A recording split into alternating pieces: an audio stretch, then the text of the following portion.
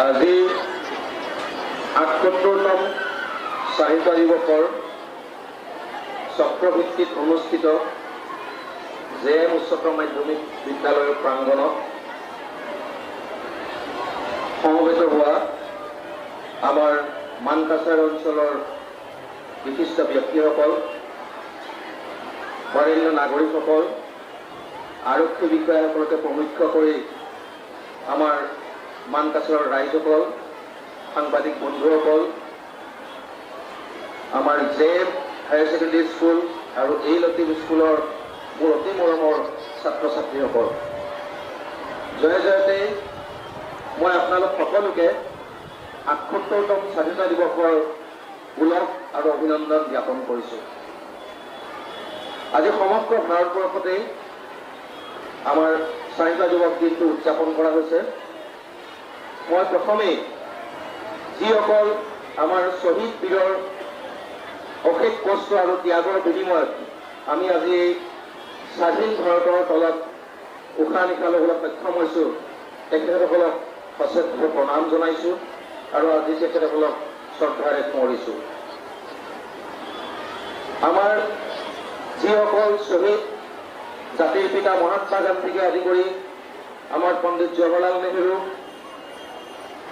ভগত সিং, আমাৰ অসমৰ কনকলতা, মূলা গাভৰু, আমাৰ দেশভক্ত তৰুণৰাম ফুকন, লোকপ্ৰিয় গোপীনাথ বৰদলৈকে আদি কৰি আমাৰ যিসকল জ্ঞাত অজ্ঞাত শ্বহীদ বীৰৰ ত্যাগৰ বিনিময়ত আজি ভাৰতে স্বাধীনতা লাভ কৰিবলৈ সক্ষম হৈছে, তেখেতসকলক পুনৰবাৰ শ্ৰদ্ধাৰে স্মৰিছোঁ।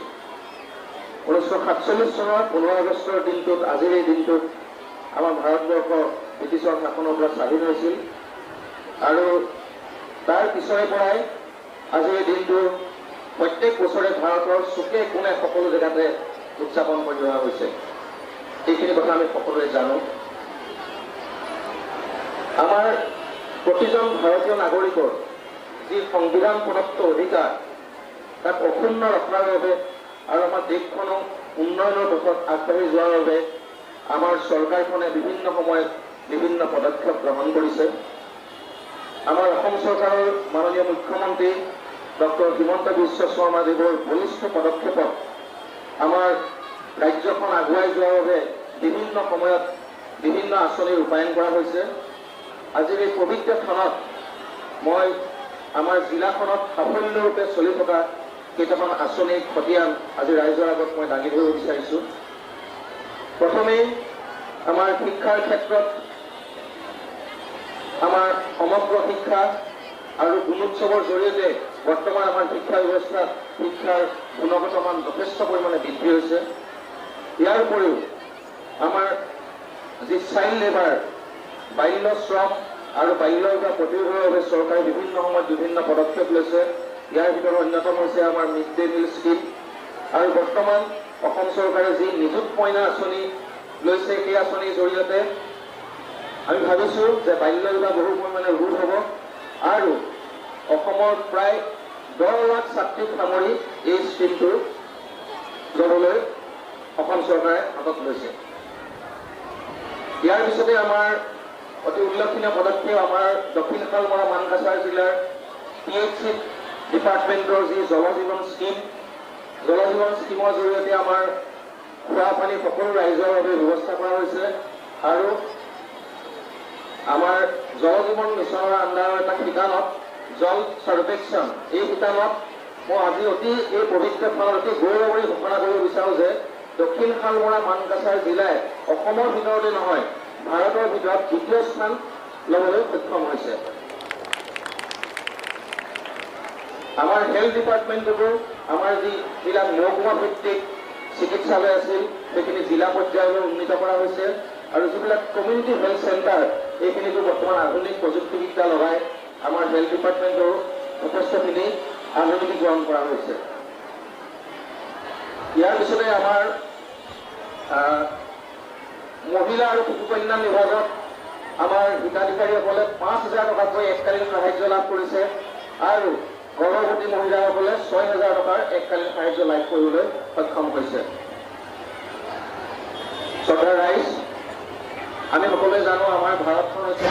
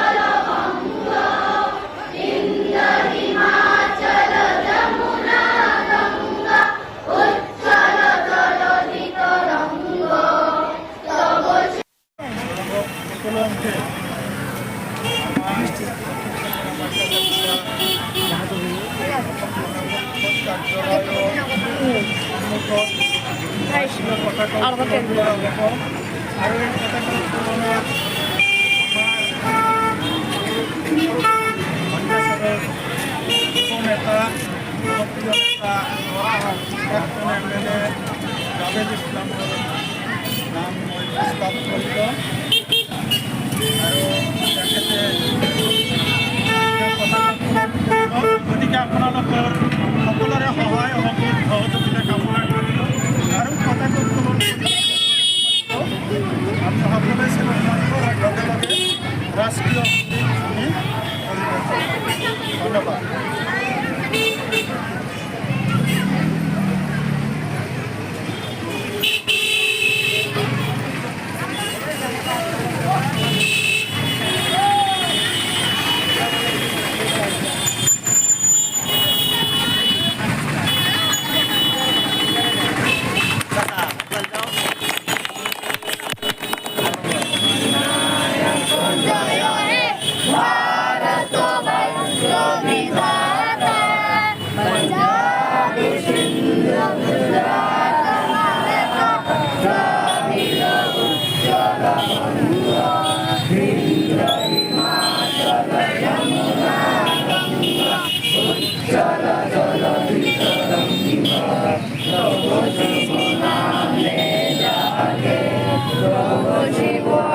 শিশু মা